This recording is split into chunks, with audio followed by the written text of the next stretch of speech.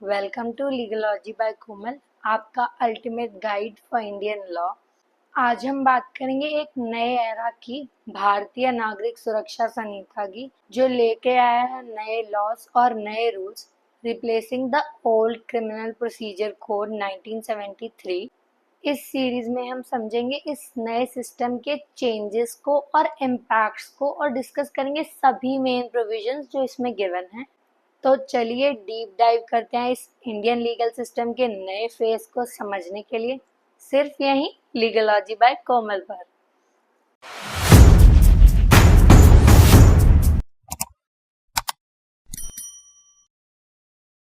आज की वीडियो में हम बात करेंगे भारतीय नागरिक सुरक्षा संहिता यानी बीएनएसएस के सेक्शन 3 के बारे में, जिसमें बताया गया है कि नए लॉ के अंदर पुराने रेफरेंसेस कैसे समझे जाएंगे।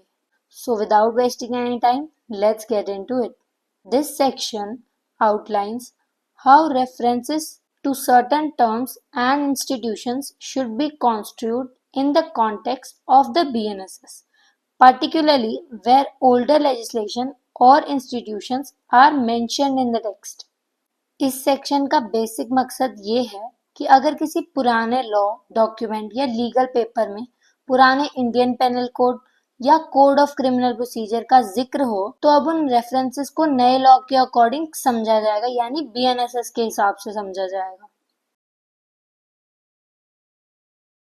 Section 3A, references to the Indian Penal Code IPC. All references to the Indian Penal Code 1860 in any existing law or legal document shall now be construed as references to the भारतीय नागरिक सुरक्षा संहिता। अगर किसी पुराने law या document में Indian Penal code 1860 का जिक्र हो, तो अब उसे भारतीय नागरिक सुरक्षा संहिता बीएनएसएस का रेफरेंस माना जाएगा। Section 3 clause B, references to the Code of Criminal Procedure CrPC. Similar to the above, any references to the Code of Criminal Procedure 1973 in existing laws shall now refer to the corresponding provisions of the BNSS. इसी तरह अगर किसी document में criminal procedure code CrPC 1973 का जिक्र हो, तो अब उसको बीएनएसएस के प्रोविजंस के हिसाब से देखा जाएगा। Section 3 Clause C, references to institutions.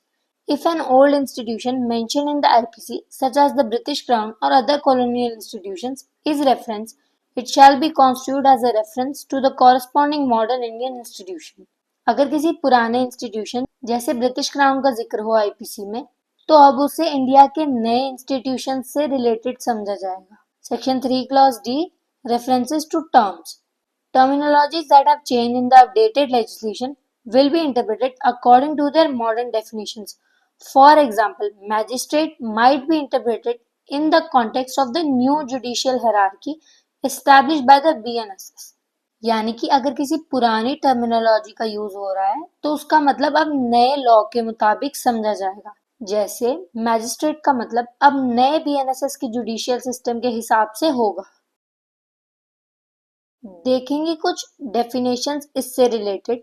Construction of references, this refers to how older terms, institutions and laws mentioned in historical or existing documents should be interpreted in light of the new legal framework. इसका मतलब ये है कि पुराने law या documents में जो भी टर्म्स या इंस्टीट्यूशंस का जिक्र है, उन्हें नए लॉज के फ्रेमवर्क में समझा जाएगा। Legislative intent, the purpose behind this section is to ensure continuity in legal interpretation, avoiding confusion or misapplication of law due to the transition from old to new legal terms and institutions. इस section का मकसद ये है कि नए और पुराने laws के बीच में कंफ्यूजन ना हो और लीगल इंटरप्रिटेशन सही तरीके से हो सके। अब इससे रिलेटेड लीडिंग केस लॉ है MC Mehta versus union of India 1987. Though not directly under the BNSS, this landmark case in environmental law demonstrates how courts adapt old laws to new circumstances, similar to how Section 3 would require the reinterpretation of old legal references in the light of new legislation. इस case में courts ने पुराने laws को नए circumstances के हिसाब से adapt किया था। ये एग्जाम्पल दिखाता है कि सेक्शन 3 के अंदर कैसे पुराने रेफरेंसेस को नए लॉस के हिसाब से समझा जाएगा। Kartar Singh vs. State of Punjab, 1994.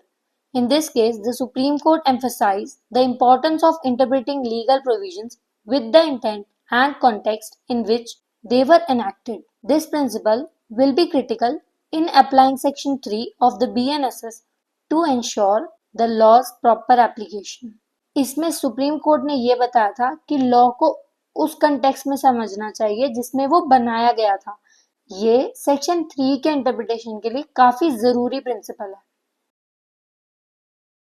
L. Chandra Kumar vs. Union of India 1997, the Supreme Court in this case discussed the evolution of judicial interpretation which aligns with the BNSS aim to modernize legal references and their application. इस case में judicial interpretation का evolution दिखाया गया था जो BNSS के मकसद से मैच करता है, नए रेफरेंसेस और एप्लीकेशन को मॉडर्नाइज करना।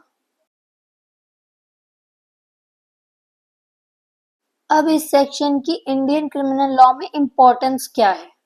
Section 3 is crucial as it facilitates a seamless transition from the IPC to the BNSS by ensuring that all references in older laws, legal documents, and judicial precedents are accurately interpreted according to the new code. This provision ensures that the legal framework remains coherent and functional despite the significant changes introduced by the BNSS.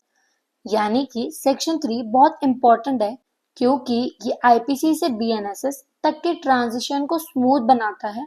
इससे ensure किया जाता है कि पुराने laws और documents में जो references दिए गए हैं वो नए कोड के अकॉर्डिंग सही तरीके से समझे जाएं और लीगल सिस्टम कोहेरेंट और फंक्शनल रहे।